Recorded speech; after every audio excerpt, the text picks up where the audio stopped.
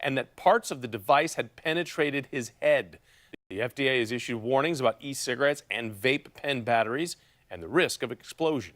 Well, this is just an incredible story. An Australian man credited with saving millions of lives, millions, with his blood plasma, has made his final donation.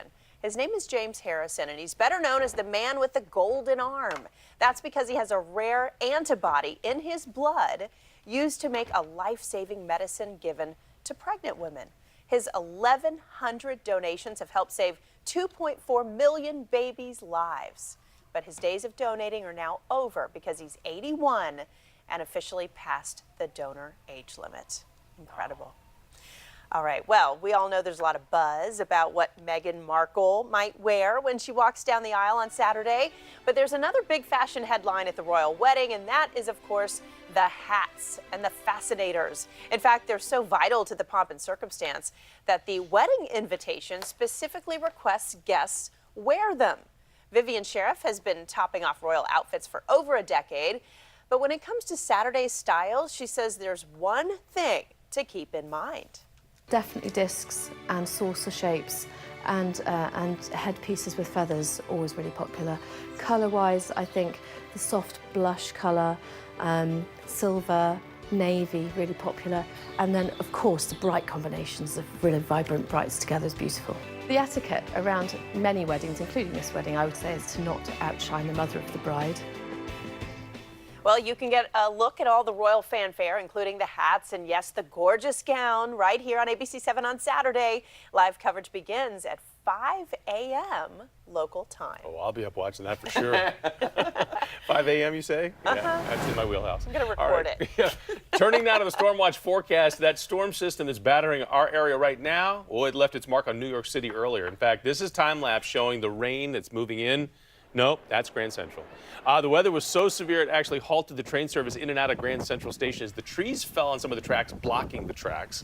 People were packing into the train station waiting for the storm to pass, and that's what we were looking at outside. It was a mess out there. Yeah, it was a big one. They had that moderate risk for severe weather up there, very turbulent. We got the tail end of that. That's what dropped into our area and brought us all of our weather That was tonight. enough. Yeah, exactly. So it's finished tonight? No. The severe component is yes, but take a look at this. The radar itself, the rain is not done, and that is a big problem. I mean, we have widespread rain, and we have more rain in store for us as we go into the evening. All right, so let's talk about the radar, show you what's happening out there right now. Temperatures are into the 70s, but boy, it's humid, and here's what it looks like over the last hour or so. We're starting to see some of these calm down in terms of their intensity, but the rain will continue off and on throughout the overnight hours and in places that we just don't need it. Frederick, it's still raining for you folks in Frederick and Washington County, where we've had rainfall measured in several inches. Some spots in the heaviest bands were up into the 4 and 5 inch range around the area. It's moving out of Calvert County across the bay. What we have right now is that flood warning still in Frederick County.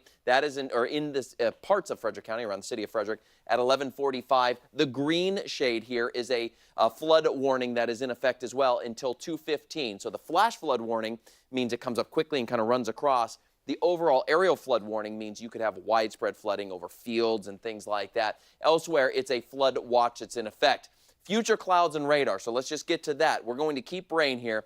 11:30 tonight, model's doing a great job picking that up. Watch as we go through the night. Here's 1:30. We still have pockets of rain. It goes into the late evening hours. Here's 3:30 in the morning. You have wet roads. You head out for your morning drive to work. Most likely going to need your windshield wipers for that time frame. Then we get on into the day, and it's just going to be off and on all day long, cloudy, humid, cooler than today. But here's 10 o'clock. Let me stop this at lunch. We have, again, rain moving in from the south. It's this moisture source that's just being pumped in. Have your umbrella with you, because where you're under some of these rain showers, sure, we could see some lightning out there. I think our severe weather threat is low tomorrow. But you could see some very heavy rainfall where we are getting that rain on ground that is already saturated. So flooding is going to be a big problem in our area this week. This is tomorrow night, 24 hours from now. Watch as we go into Thursday. More streams in from the south. Now we get into our day Thursday. More rain throughout the day, and we are talking an incredible amount of rain. So watch this. This is at midnight.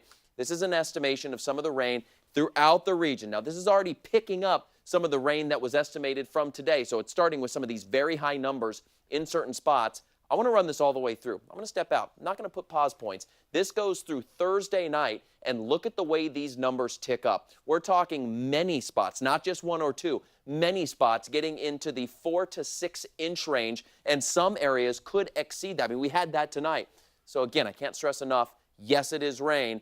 It's going to be a lot of it, and flooding is going to be a problem, especially if you live in those flood-prone areas, because it's just going to continue for the next several days. So for tonight, temperatures aren't moving much. Showers and storms continue. They're going to be likely. Your day tomorrow, we'll have it off and on throughout the day. Showers and storms are severe weather threat, not very high, but lightning is going to be a problem all the way through the week as well. And speaking of lightning, it's always dangerous there, whether it's severe or not. We're going out to Alexandria.